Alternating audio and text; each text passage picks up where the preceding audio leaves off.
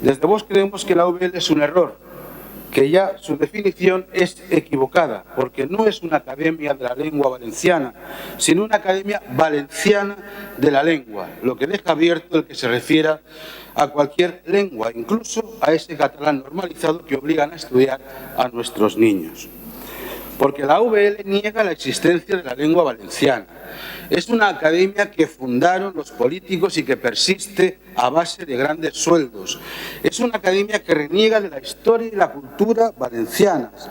Son muchos los grandes autores que han hablado de nuestra lengua valenciana, el propio Cervantes, y si de aquestas le pesa, porque son escabrosas, mostrarle las melosas valenciana y portuguesa. Miren, yo soy de un pueblo valenciano parlante y aprendí el valenciano con el que hablaba con normalidad con amigos y vecinos. Los abuelos lo hablaban con sus nietos, los hijos con sus padres, pero hoy cada día se habla menos. Gracias a ustedes, gracias a quienes no estaban dispuestos a que los ciudadanos hablaran como quisieran y se entendieran.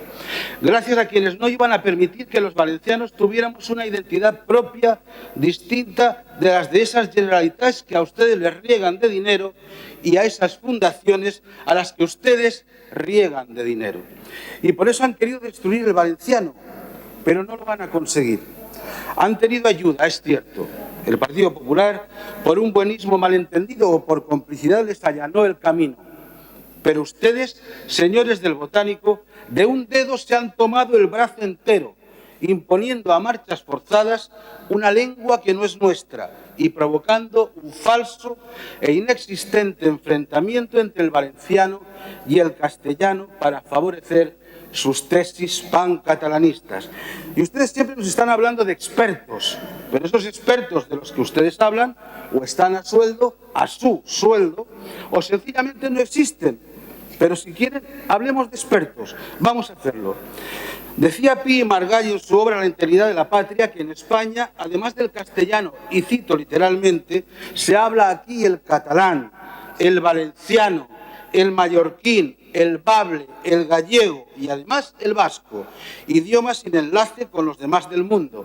Y no le vamos a enmendar la plana a Pi y Margall. Decía Pompeu Fabra, que tienen ustedes en los altares, pero que ni siquiera era filólogo, lingüista, ni nada parecido, sino ingeniero. Decía en Lavans, una ortografía común para catalán, valenciano y mallorquín es contra natura. Y no le vamos a enmendar la plana a Pompeu Fabra. O podemos citar a Josep María Guinot y Galán, quien citaba una curiosa anécdota. Decía: una vecina mía intentaba vender a otra una chaqueta que a su hijo le había quedado estrecha con este razonamiento. Si le cambias los forros, las mangas y el cuello y le pones una banda a la espalda en cuanto le peguen los botones que le faltan, cosa que no tiene importancia, la chaqueta te quedará nueva. Igualmente, en cuanto le cambiemos a la fonética catalana todas las particularidades que la diferencian del valenciano, habremos conseguido la tan cacareada unidad de la lengua. Y no le vamos a enmendar la plana a Josep María Guinot y Galán. O podemos citar también el Real Decreto del Ministerio de Instrucción Pública del 26, que reconocía para la Academia de la Lengua a las 8 lenguas regionales, y en 1927 por el catalán estuvo Dors, Puyana por el valenciano, River para el mallorquín, Cotarelo y Cabanillas para el gallego y Julio de Urquijo y Azcue para el vasco. Y no vamos a enmendar la plana a Dors, Puyana, River, Cotarelo o Azcue. O podemos citar al propio Antoni Rubio de Lluc, quien en sus documentos para la historia de la cultura catalana medieval, editado en 1908, nos dice que la primera vez que aparece el nombre de la lengua catalana fue en 1362, cuando Pedro el Ceremonioso ordenó que el libro francés Lancelot fuera traducido a la lengua catalana. Hasta esa fecha la lengua catalana no existía. Y no le vamos a enmendar la plana a Rubio y Lluc. O podemos citar al propio Sánchez Guarner, que en su libro La lengua de los valencianos confirma lo de Rubio y Lluc y añade: es la primera vegada que apareix aquesta explícita denominació, referido también a 1362 y a la lengua catalana. y no le vamos a enmendar la plana a Sanchis Guarner. Pero claro, si el catalán surge en 1362, 124 años después de la conquista de Valencia por Jaime I, ¿nos pueden decir quién nos trajo el catalán a Valencia? Nadie, absolutamente nadie. Jaime o Jaume, como quiera, señora diputada.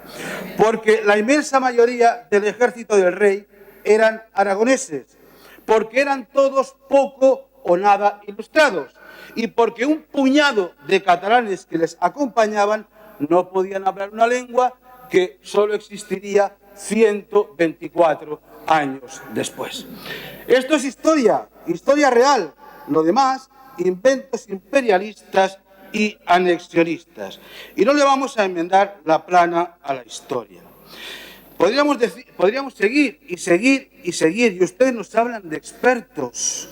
Miren, como diría Giner Boira, es un principio universal de filosofía y de lógica que nada puede derivarse de lo que no existe, por lo que difícilmente puede decirse nunca que el valenciano derive del catalán o que sea catalán.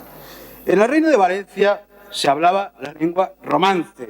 De hecho, el rey manda traducir los fueros del latín al romance para que la ciudadanía así los pudiera cumplir fielmente. Para no extenderme, fruto de su evolución y con un siglo de oro y una gramática propia, que tendría que enorgullecerles, pero parece que no, gramática propia, tuvimos una lengua, la valenciana, no la catalana. Pero a ustedes la verdad no les interesa, o les interesa solo si la consiguen manipular. Por eso no quieren que se abran estos debates, pero se siente. Están muy abiertos por Vox. Y por eso crean observatorios de control como el Observatorio Permanente del Uso del Valenciano, otro ente para despilfarrar el dinero de los valencianos. Y eso que estamos en pandemia, porque si no, lo siguiente sería la creación de embajadas valencianas por el mundo. Bueno, no, que tienen las catalanas, perdón. O pretenden revisar las bases de datos del Instituto Cartográfico Nacional y eliminar discrepancias con la UPL, otro gasto imprescindible.